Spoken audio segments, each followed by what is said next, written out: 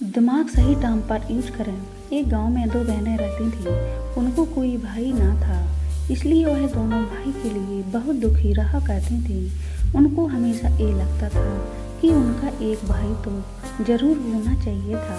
एक दिन उनके गांव में मेला लगा। वह दोनों मेला घूमने गईं। मेला घूमने के बाद वह दोनों मंदिर गईं। वह मंदिर भोलेनाथ का था। वह दोनों उस मंदिर में मन्नत मांग रही थीं कि हे भोलेनाथ, हमें एक भाई दे दो। फिर उस मंदिर में एक जादुई सांप आया और बोला कि मैं तुम्हारी बातें सुन ली और मैं अपनी शक्तियों से तुम्हारी इच्छा पूर्ति कर सकता हूँ। फिर सांप बोला, लेकिन मेरी एक शर्त है, जब आपके घर में भाई आएगा तो उसे मेरे पास लाना होगा। मेरी शर्त भूलना नहीं है, नहीं तो मैं उसे मार डालूंगा। वह दोनों बहनें सांप की बातें सुनकर बोली कि हम आपकी शर्त नहीं भूलेंगे। फिर दोनों वहाँ से घर चली गईं।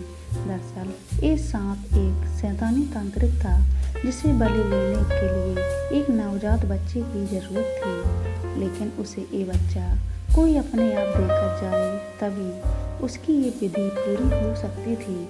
यही कारण था कि उसने उन दोनों बहनों की मदद की ताकि उसका स्वार्थ पूरा हो सके। फिर कुछ महीनों बाद उन बहनों के घर में भाई हुआ और उनका परिवार बहुत खुश हो गया। और दोनों ने जो सांप को वचन दिया था, वह दोनों उस वचन को भूल गईं।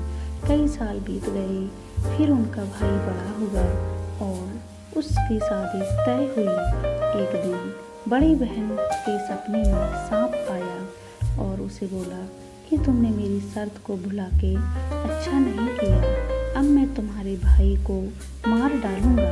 फिर वह बोली कि तुम मेरे भाई को कैसे मारोगे? सांप बोला कि तेरा भाई जब बारात लेकर दरवाजे पर आएगा तो मैं उसे मार डालूंगा। अगले दिन बड़ी बहन का मन किसी भी काम में नहीं लग रहा था। उसे लग रहा था कि मेरा सपना कहीं सच हो गया तो मेरे भाई को मैं खो दूंगी। वह बहुत सोचने लगी। बहुत कुछ सोचने के बाद उसे एक तरकीब सूझी। उसके भाई की बारात दरवाजे पर आई। तब उसने उसके दोनों हाथों में एक एक मटका लिया और उन मटके में आग लगाई और अपने भाई के सिर के पास मटका लेकर खड़ी रही। फिर वो शैतानी तांत्रिक सांप के रूप में जैसे ही उसके भाई को मारने आया तो वह उस मटके में गिर गया और जलकर मर गया। हमेशा किसी को वचन देने से पहले सोचो कि आप उसे निभा पाओगे या नहीं। ऐसे वादे मत करो जिन्हें पूरा ना कर सको। किसी ऐसे व्यक्ति से किसी तरह की मदद ना लो जो बदले में आपसे आपकी प्रिय वस्तु मांग ले। गलती से किसी मुसीबत में पड़ जाओ तो उसका डटकर सामना करो।